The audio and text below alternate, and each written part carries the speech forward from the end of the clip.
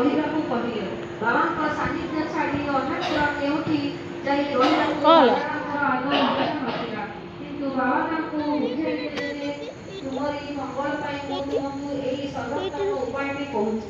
ସେଠାକୁ ଯାଇ ଦିନକୁ 3 ଥର ପ୍ରଭୁଙ୍କୁ ଧ୍ୟାନ କର। ବାବାଙ୍କ ପାଖରେ ବିଶ୍ୱାସ ରଖି ବାଲାରାମ ମଛିନ୍ଦ୍ର ଗଡ଼କୁ ଗଲେ। ସେଠାରେ ମନୋହର ଦୃଶ୍ୟ, ଶୀତଳ କଜଳ ଏବଂ ସ୍ୱାସ୍ଥ୍ୟକର ବାତାବରଣରେ ତାଙ୍କ ମନ ପ୍ରଫୁଲ୍ଲିତ ହୋଇ ଉଠିଲା। ବାବା ତାଙ୍କୁ ଯେଉଁ ବିଧିବିଧାନ କହିଥିଲେ ସେହିପରି ସେ ପ୍ରଭୁଙ୍କ ଧ୍ୟାନ କରିବାକୁ ଆରମ୍ଭ କଲେ ଏବଂ କିଛି ଦିନ ପରେ ପ୍ରଭୁଙ୍କ ଦର୍ଶନ ଲାଭ କଲେ। ସେ ସମ୍ପୂର୍ଣ୍ଣ ଜାଗ୍ରତ ଆଉ ପ୍ରଭୁଙ୍କ ଦର୍ଶନ ପାଇଥିଲେ। ପ୍ରଭୁଙ୍କୁ ଦର୍ଶନ ଲାଭ ପରେ ସେ ବାବାଙ୍କୁ ସେଠାକୁ ପଠାଇବାର ଉଦ୍ଦେଶ୍ୟ କ'ଣ ବୋଲି ପଚାରିଲେ। ବାବା କହିଲେ, ଶିରିଡ଼ିରେ ତୁମ ମନରେ ନାନା ପ୍ରକାର ବିଚାରଧାରା ପ୍ରଭାବିତ ହେଉଥିଲା, ତେଣୁ ମୁଁ ତୁମକୁ ସେଠାକୁ ପଠାଇଲି, ଯାହାଦ୍ୱାରା ତୁମର ଚଞ୍ଚଳ ମନ ଶାନ୍ତ ହୋଇଯିବ। ତୁମର ଧାରଣା ଥିଲା ଯେ ମୁଁ ଶିରିଡ଼ିରେ ହିଁ ବିଦ୍ୟମାନ ଏବଂ 3.5 ହାତର ପଞ୍ଚତତ୍ତ୍ୱର ଗୋଟିଏ ପିତୁଳା ଛଡ଼ା ଆଉ କିଛି ନୁହେଁ।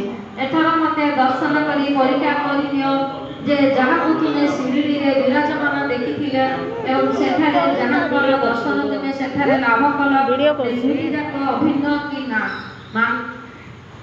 ମାନଙ୍କର ସେଠାରୁ ନିଜ ଘର ବାନ୍ଦ୍ରାକୁ ଫେରି ଆସିଲେ। ସେହି ପୁନାଠାରୁ ଦାଦର ଟ୍ରେନରେ ଯିବାକୁ ଚାହିଁଲେ। ସେଥିପାଇଁ ଟିକେଟ କିଣିବାକୁ ଯାଇ ସେଠାରେ ଖୁବ୍ ଭିଡ଼ ଦେଖି ସେ ପୁଣି ଫେରି ଆସିଲେ। ଏହି ସମୟରେ ଜଣେ ଗ୍ରାମ୍ୟ ଲୋକ, ଯାହାର କାନ୍ଧରେ ଗୋଟିଏ ଚୁମ୍ବକ ଓ ଗେଙ୍ଗୁଟି ଛଡ଼ା ଗୋଟିଏ କମ୍ବଳ ଓ ଗେଙ୍ଗୁଟି ଛଡ଼ା ଆଉ କିଛି ହେଲେ ନଥିଲା, ସେ ମାନଙ୍କରକୁ ଆସି ପଚାରିଲା, ଆପଣ କେଉଁଠାକୁ ଯାଉଛନ୍ତି?